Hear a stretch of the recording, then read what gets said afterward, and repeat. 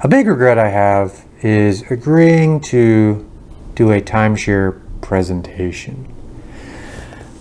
I was at the beach with my wife walking along the boardwalk when a man in a suit approached me with a pamphlet and an offer for a $250 gift card to sit in a meeting for investment opportunity.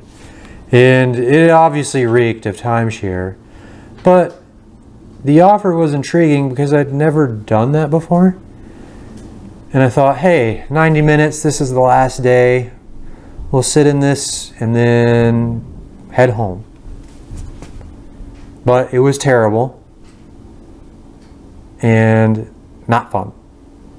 But I did learn how to say no over and over and over again, and some good practices when saying no to really pushy people that are trying to sell you something you don't want or need. We go to the timeshare, and first off, they offered a free lunch, which consisted of boiled pasta noodles, red sauce, and garlic bread, or something like that. All very plain.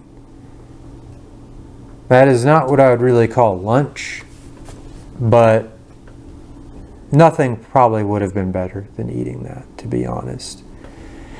And then they begin their presentation. So they get a free little meeting with you before you even start the timer, the 90 minutes,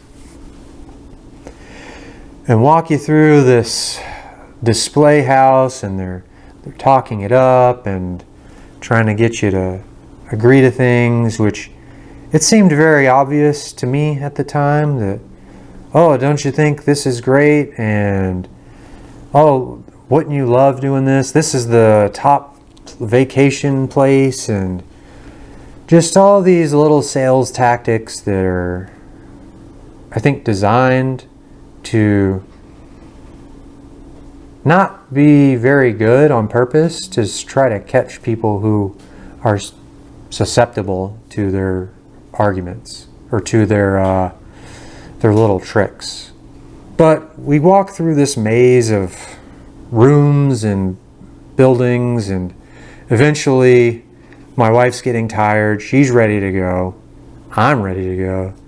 They sit us down at the table to go over pricing and all the things that they want to offer us. And this is the key thing to saying no in these situations, is you don't give them any foothold. You agree to nothing. You don't acknowledge that, oh, this is good, or can you see the value of that, or don't agree to any of it, because it is all traps to get you to agree with them, and then they can use that. Oh, but you saw that this was a good idea, or this was a good investment opportunity. Nope, don't agree to that. Say, well, I don't know. I would have to do some research on that. It's all been carefully crafted. You're walking into their trap. It's all designed to get you under high pressure to make a decision quickly, where you're not really thinking rationally, because they've presented everything in a very careful way.